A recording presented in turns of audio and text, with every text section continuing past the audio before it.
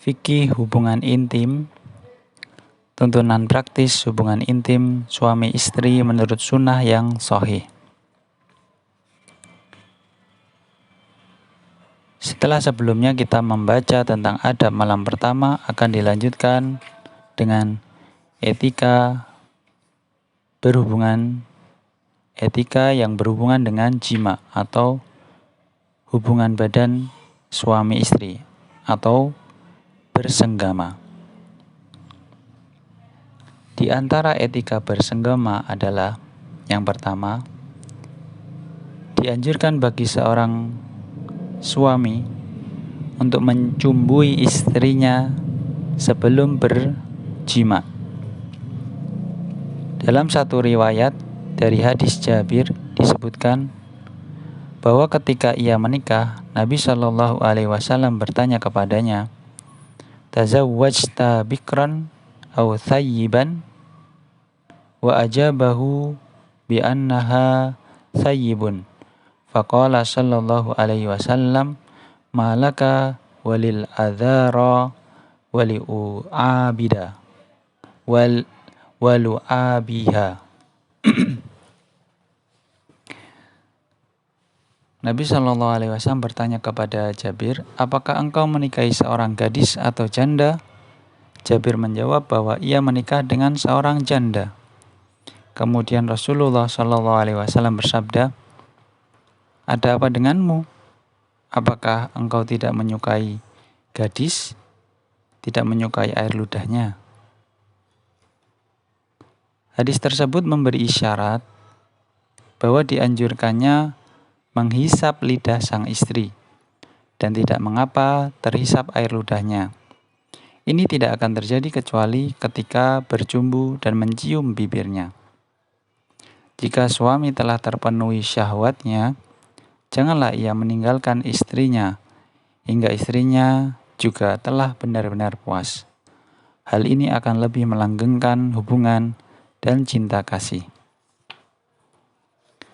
Yang kedua, dari etika bersenggama, seorang suami boleh menggauli istrinya dari arah mana saja yang ia inginkan, asalkan tertuju pada kemaluannya. Dari Jabir radhiyallahu anhu, ia berkata, orang-orang Yahudi berkata kepada kaum muslimin, "Barang siapa menggauli istrinya dari arah belakang, maka anaknya akan lahir dalam keadaan juling." Lalu Allah Subhanahu wa taala menurunkan firman-Nya, "Nisa'ukum harthul lakum fa'tu harthakum anna syi'tum wa qaddimu li anfusikum." Ini di dalam Quran surat Al-Baqarah ayat 223. Istri-istrimu adalah seperti tanah tempat kamu bercocok tanam. Maka datangilah tanah tempat bercocok tanammu itu dari mana saja kamu kehendaki. Kemudian Rasulullah Shallallahu Alaihi Wasallam bersabda menjelaskannya, boleh dari depan atau dari belakang, selama tertuju pada kemaluannya. Kemudian adab yang ketiga, ketika jima atau berhubungan badan atau bersenggama, suami boleh mencumbui seluruh badan istrinya, kecuali dubur atau lubang anus. Diriwayatkan dari Nabi Shallallahu Alaihi Wasallam, "Innallaha la yastahyi minal haqqi la ta'tun nisa'a fi adbarihinna." Sesungguhnya Allah tidak malu dalam menjelaskan kebenaran. Janganlah kalian para suami menjimai istri-istri kalian pada dubur mereka. Walaupun sanad hadis ini dhaif, akan tetapi Ibnu Abbas radhiyallahu anhuma berkata, "La yandurullahu yaumal qiyamati ila rajulin ata bahimatan aw imra'atan fi duburiha." Pada hari kiamat Allah tidak akan memandang kepada seorang laki-laki yang menyetubui binatang atau laki-laki yang menyetubui istrinya pada duburnya, yakni pada lubang anusnya. Diriwayatkan dari Ibnu Mas'ud radhiyallahu anhu bahwa seseorang bertanya kepadanya, "Bolehkah aku mendatangi istriku kapan saja aku suka, dari mana saja aku suka, dan bagaimana saja aku suka?" Beliau menjawab, "Betul." Kemudian ada seorang memberikan pandangan kepada Ibnu Mas'ud seraya berkata, yang ia maksud adalah dubur. Maka Ibnu Mas'ud pun berkata, "Dubur wanita adalah haram bagi kalian." Catatan, yang diharamkan adalah melakukan jima pada dubur. Adapun mencumbu kedua pantatnya tanpa memasukkan kemaluan pada dubur, maka hal ini tidak mengapa. Wallahu a'lam.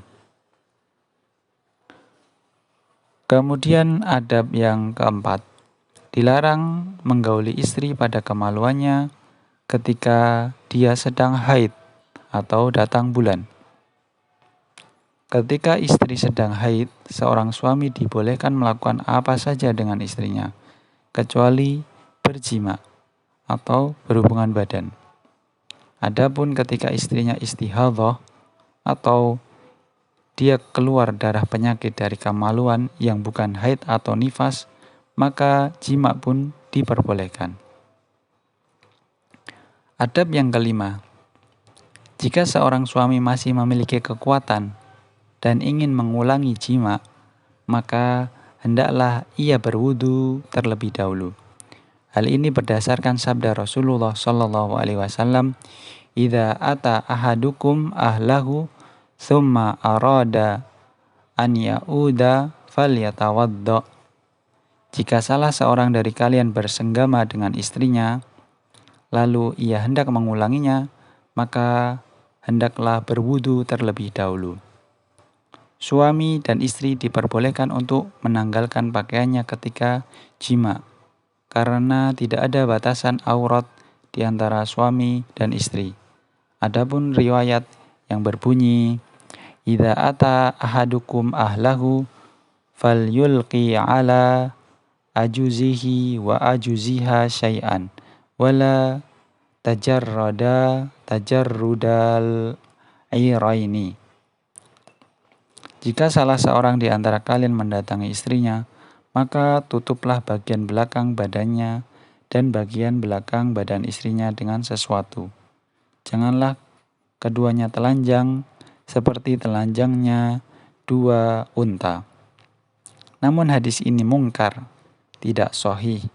Kita kembalikan hukumnya kepada hukum asal aurat antara suami istri, sehingga hal itu diperbolehkan. Wallahu a'lam.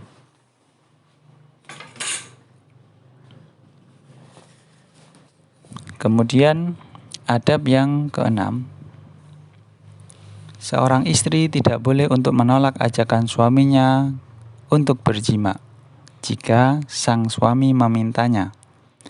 Hal ini berdasarkan hadis Abu Hurairah radhiyallahu anhu dari Nabi Shallallahu Alaihi Wasallam. Beliau bersabda, "Idza da'ar rajulum ra'atahu ila firashihi fa'abat an taji'a la'anat hal malaikatu hatta tusbiha."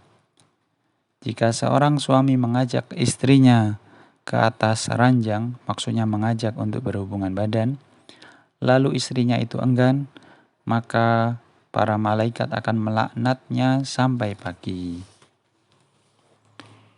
Adab yang ketujuh, jika secara kebetulan seorang laki-laki melihat orang lain yang mengagumkannya, maka hendaklah ia mendatangi istrinya. Diriwayatkan dari Jabir, sesungguhnya Nabi Shallallahu Alaihi Wasallam melihat seorang wanita. Lalu beliau mendatangi istrinya Zainab yang sedang menggosok-gosok kulit yang sedang disamak. Lalu beliau memenuhi hajatnya. Kemudian keluar kepada para sahabatnya seraya berkata, "Innal mar'ata tukbilu fi surati syaitanin, fatudbiru fi surati syaitanin, fa idza absara ahadukum imra'atan falyati ahlahu fa inna dzalika yaruddu ma fi nafsihi.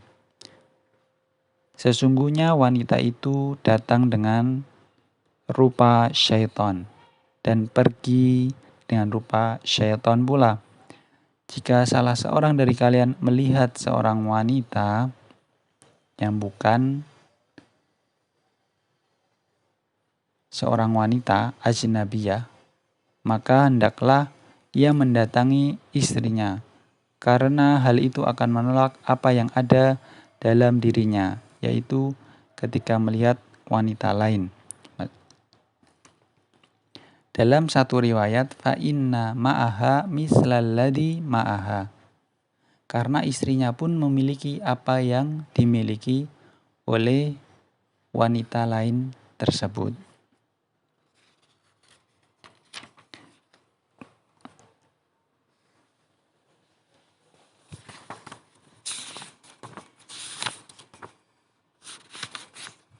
Kemudian adab yang ke-8, salah seorang dari suami istri tidak diperbolehkan menyebar rahasia-rahasia hubungan badan mereka kepada orang lain. Karena Nabi Shallallahu Alaihi Wasallam bersabda, Inna min asyarrin nasi indallahi manzilatan yaumal qiyamati ar-rajul yufti ila mra'atihi wa tufti ilaihi thumma yansyuru sirraha. Sesungguhnya manusia yang paling buruk kedudukannya di sisi Allah pada hari kiamat adalah seorang suami yang menggauli istrinya, dan demikian pula seorang istri. Kemudian sang suami menyebarkan rahasia istrinya, yakni rahasia hubungan badan mereka. Membicarakan rahasia ini diperbolehkan apabila ada kemaslahatan yang dibenarkan oleh syariat. Sebagaimana istri-istri Nabi Shallallahu Alaihi Wasallam yang memberitakannya kepada orang lain dalam rangka menjelaskan perilaku yang harus diteladani dari Nabi Shallallahu Alaihi Wasallam. Tegasnya, ketika ada kemaslahatan secara syar'i, maka hal itu boleh dilakukan. Wallahu a'lam. Kemudian adab yang ke-9, jika seorang suami baru datang dari sebuah perjalanan, hendaklah tidak datang dengan tiba-tiba tanpa memberitahukan istrinya. Akan tetapi hendaklah ia memberitakan kedatangan kepada istrinya terlebih dahulu. Apa tujuannya? Tujuannya adalah agar sang istri dapat mempersiapkan dirinya dengan membersihkan diri, memakai wangi-wangian, dan menghias dirinya. Karena itulah Nabi Shallallahu Alaihi Wasallam bersabda, "Idza qadima ahadukum lailan, fala ya'tiyanna ahlahu turuqan hatta tastajiddal mughibatu wa tamtashita syai satu." Jika salah seorang dari kalian datang pada malam hari, datang setelah perjalanan, janganlah ia datang kepada istrinya dengan tiba-tiba, agar istri yang ditinggal pergi oleh suaminya memiliki kesempatan untuk membersihkan bulu kemaluannya dan agar menyisir rambutnya yang acak-acakan. Kemudian yang ke-10, di antara adab dan hukum ketika berhubungan badan, diperbolehkan menggauli istri yang sedang menyusui. Diriwayatkan dari Aisyah dari Judamah binti Wahab al-Asadiyah bahwa ia mendengar Rasulullah Shallallahu Alaihi Wasallam bersabda, "Laqad hamamtu an anha anil ghilati hatta dakartu anna Ruma wa Farisa yasna'una dzalika fala yadurru auladahum." Aku benar-benar hendak melarang seorang suami yang menggauli istrinya yang sedang menyusui. Namun aku teringat bahwa orang-orang Romawi dan Persia melakukan hal itu, dan hal itu tidak membahayakan anak-anak mereka. Lafadz al-ghillah pada hadis di atas bermakna menggauli wanita yang sedang menyusui. Pendapat lain mengartikan al-ghilah adalah wanita hamil yang sekaligus menyusui anaknya.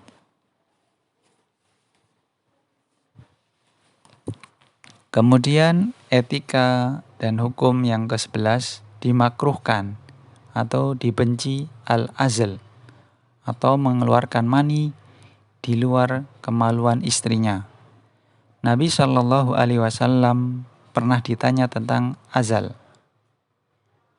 Lalu beliau menjawab, "Dzalikal wa'dul khafiyyu." Demikian itu, azal itu termasuk pembunuhan yang samar, tersembunyi. Allah berfirman, "Wa idzal mau'udatu su'ilat." Apabila bayi-bayi perempuan yang dikubur hidup-hidup ditanya. Dalam Quran surat At-Takwir ayat ke-8. Diriwayatkan dari Jabir, ada seorang yang bertanya kepada Nabi Shallallahu Alaihi Wasallam, seraya berkata, "Inna indi jariyatan li, wa ana a'zilu anha." Faqala Rasulullah Shallallahu Alaihi Wasallam, "Inna dzalika lan yamna'a syai'an aradahu Allah." Seorang berkata, "Aku memiliki seorang budak wanita, dan aku melakukan azal kepadanya, yakni mengeluarkan mani di luar kemaluannya." Maka Rasulullah SAW bersabda, "Sesungguhnya hal itu tidak akan bisa mencegah sesuatu yang dikehendaki oleh Allah, yakni takdir Allah. Apabila